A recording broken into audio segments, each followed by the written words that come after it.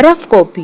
Professor Srivastava class में अपने पढ़ाए जाने वाले टॉपिक की भूमिका को अपने अंदाज में बताने की वजह से अक्सर ही मूल विषय से भटक कर कभी अपनी ऑस्ट्रेलिया ट्रिप का जिक्र करने लगते तो कभी अपने कॉलेज के दिनों की घटना को ताज़ा करने लगते।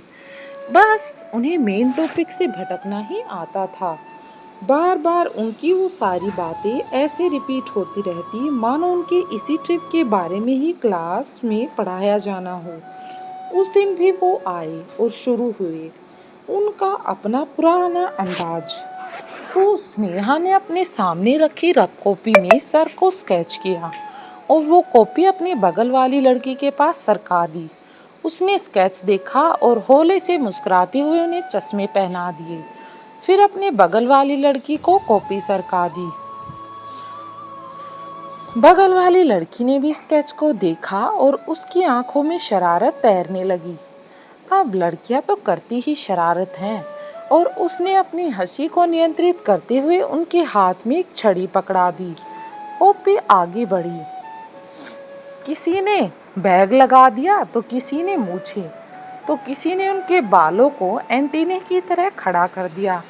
और अब काफी घूमती घूमती जब सामने वापस पहुंची तो सर ने भी अंदाजा लगाया कि क्लास में कुछ तो गड़बड़ चल रही है और अगले ही पल बेचारी रफ कॉपी पकड़ी गई।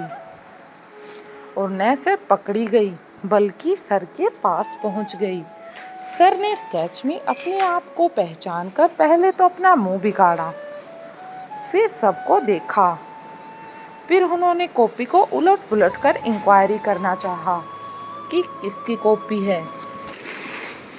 चूंकि कॉपी रफ थी तो उसमें किसी का भी नाम नहीं लिखा था। अगले ही पल क्लास में अचानक पिन ड्रॉप साइलेंस हो गया। इतनी खामोशी कि सारे स्टूडेंट सांसों को भी सुन पा रहे थे। सबको डर जो लगा था कि सर को पता चल गया है इस बारे में। तभी सर अपना मुंह बिगाड़ते हुए बोले, रफ कॉपी में मैं, चलो कोई बात नहीं, रफ कॉपी में ही सही, मैं आया तो सही। तभी सारे स्टूडेंट एक स्वर में बोले, सॉरी सर। अब सारे के सारे बच्चे आपस में माफ़ी मांगने लगे। अरे कोई बात नहीं, डेली रूटीन में कुछ अलग जो दिल को सुकून दे वैसा तो होना ही चाहिए। वैसे तो रफ कॉपी में मैं भी अपने कॉलेज के ज़माने में कमाल कर दिया करता था, पर उस समय मुझे अच्छे से याद है जब हमारे सर हमें बोर करते थे तब हम ऐसा, तो क्या मैं भी कहकर खिसकियाई मुस्कान के साथ वो बुदबुदाए, दुनिया गोल है साहब। और बहुत जल्दी ही गोल हो गई।